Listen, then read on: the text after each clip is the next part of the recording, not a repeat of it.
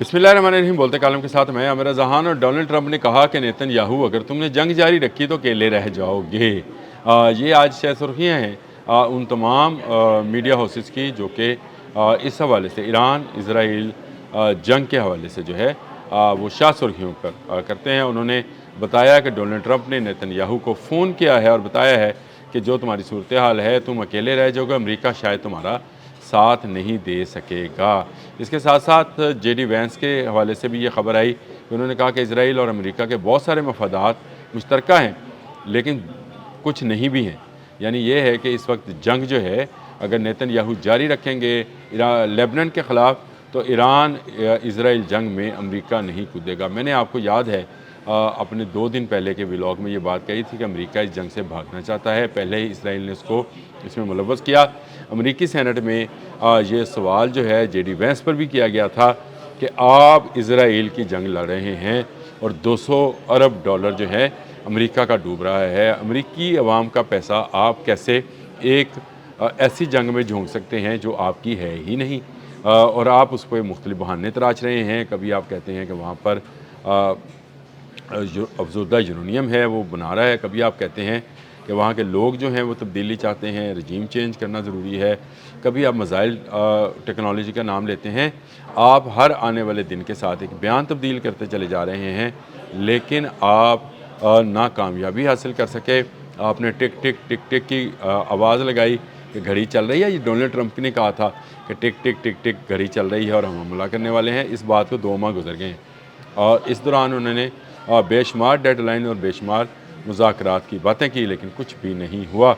अब उन्होंने कल सहाफ़ियों से कहा कि वो नेतन्याहू को फ़ोन करेंगे कि वो मज़ीद हमले ना करें और ईरान से कहेंगे कि वो भी हमले बंद कर दें। दोनों ने हमले बंद कर दिए लेकिन उसके लिए डेडलाइन क्या मुकर्रर हुई है 1 हफ़्ते की। ईरान ने वही बात की है जो कि वो हमेशा कहता रहा है कि लेबनान पर हमले बंद होंगे तो हम इसराइल पर हमले बंद कर देंगे। यानी क्या इसका मतलब ये है कि ईरान जो है वो दोबारा हमलावर उस वक्त होगा जब इसराइल लेबनान पर हमलावर होगा और लेबनान पर हमलावर इसराइल है।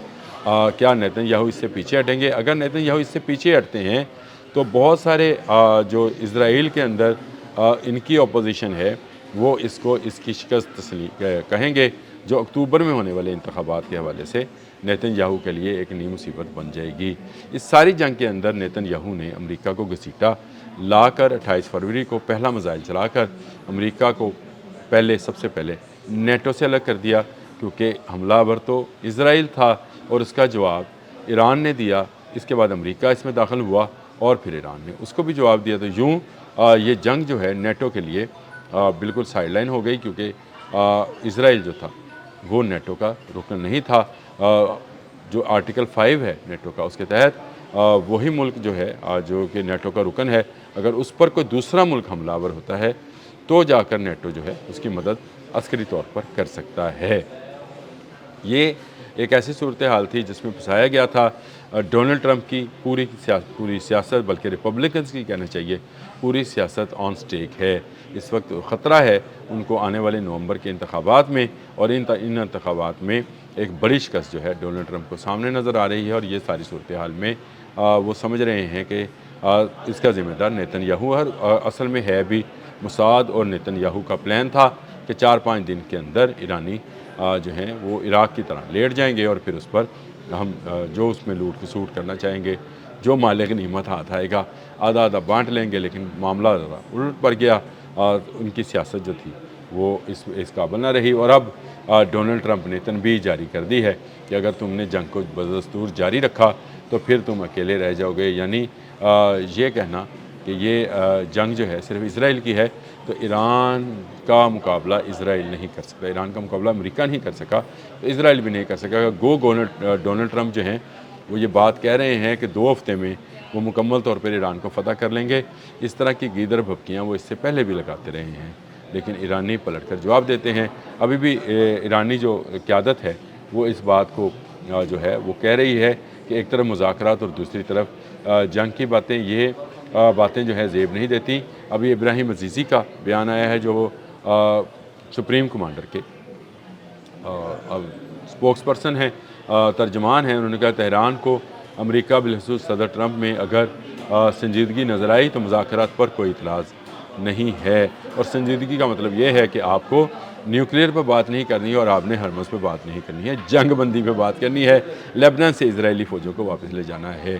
ایران کا موقف آج بھی نیوکلیئر افزردہ یورینیم اور آبنہ ہرمز کے ٹیکسیشن پر موجود ہے، اور وہ اب اس سے ٹیکس لے گا، کیونکہ اس کا جو نقصان ہوا ہے اس کا ازالہ اسی صورت میں ہے کہ وہاں سے وہ ٹیکس لے اور اس کا نقصان پورا ہو۔ دوسرا، وہ اپنی نیوکلیئر سائٹس کو کبھی کسی ایجنسی کے حوالے نہیں کرے گا۔ یہ ایران کا سرنڈر سمجھا جائے گا، جس طرح صدام نے سرنڈر کر دیا تھا اور انٹرنیشنل باڈیز کو دعوت دی تھی کہ وہ اس کے اسلحہ خانوں کا جائزہ لیں۔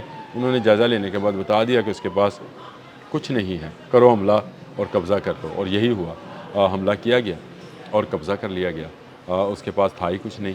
کیمیکل علی جیسا جو ہے ایک کردار بنایا گیا، جس میں کہا کہ یہ کیمیکل ویپنز جو ہے یہ بناتا ہے، اور یہ ایران پر اس نے گرائے بھی ہیں، اور یہ اس طرح کی ساری کہانی سٹوری بنا کر اس پر حملہ کر کے اس پر قبضہ کیا گیا تھا۔ لیکن ایران کے معاملے میں معاملہ ذرا الٹا پرتا نظر آتا ہے۔ ابراہیم عزیزی نے یہی بات کی ہے، باقر کالیبوف نے بھی کہا ہے کہ ہم جنگ کے لیے تیار ہیں، یعنی اگر ہم پر جنگ مسلط کی جاتی ہے تو ہم تیار ہیں، ہم پیچھے نہیں ہٹیں گے، اور ہم کسی صورت ایسی کوئی بھی جو ہے ہمیں اعتماد نہیں ہے امریکہ پر بھی، اسرائیل پر بھی، یہ ایران کے ساتھ مذاکرات میں یو ٹرن لیں گے، مجھے بھی نہیں ہے۔ میں بھی آپ سے یہی کہتا ہوں کہ امریکہ شاید کچھ مزید تیاری یا فٹ بال ورلڈ کپ اور اس طرح کی چیزوں کی وجہ سے کچھ خاموش ہے، لیکن ڈونلڈ ٹرمپ کا یہ بیان کہ 2 ہفتے میں ایران کو فتح کر لیا جائے گا، میرا خیال ہے ڈونلڈ ٹرمپ جو ہے وہ اگلے آنے والے ماہ میں کوئی ایسی تیاری کر رہے ہیں کہ کسی طریقے سے جو ہے ایران پر دباؤ بڑھایا جائے۔ بلاکٹ کی بات کی جا رہی ہے کہ آبنہ ہرمز جو ہے اس کو بلاک رکھا جائے گا، اور اس کی بلاکٹ کے جو ہے اس کو استعمال کرتے ہوئے ایران پر دباؤ بڑھایا جائے گا، تاکہ ایران جو ہے وہ سرنگوں ہو، اور پھر ہم اس کو چیل کموں کی طرح چیڑ پھاڑ کے کھا جائیں۔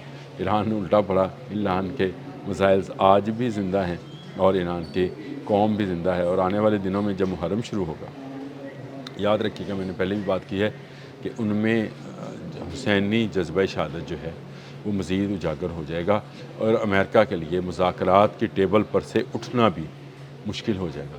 یاد رکھیے گا ایرانی مذاکرات کی ٹیبل پر بہت سخت ہیں، یہ میدان جنگ میں بھی اسی طرح سے ہیں جس طرح سے ٹیبل پر ہیں، یعنی میز پر بھی، مذاکرات کی میز پر بھی اسی طرح سے سخت رویہ رکھتے ہیں۔ وہ 1 انچ پیچھے ہٹنے کو تیار نہیں ہیں، وہ اپنی خود مختاری کو چیلنج نہیں کرنے دیں گے، وہ اپنے ایٹمی اثاثے کسی صورت امریکہ کے حوالے کرنے کو تیار نہیں ہیں۔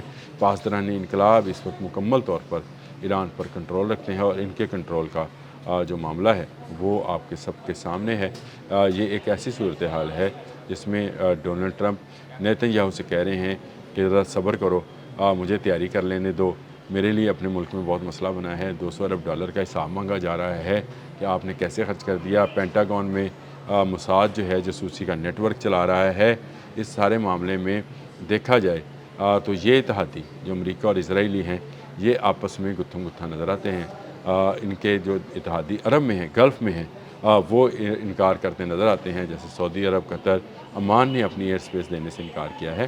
اسی طرح سے یہ جو ممالک ہیں ان میں نا اتفاقی ہے۔ ایران مزید مستحکم، مزید مضبوط اور مزید متحد ہوتا نظر آ رہا ہے۔ اپنے رائے سے ضرور آگاہ کیجیے گا، مجھے یہ جنگ رکتی ہوئی نظر نہیں آتی ہے۔ اب تک کے لیے اتنا ہی، اللہ حافظ۔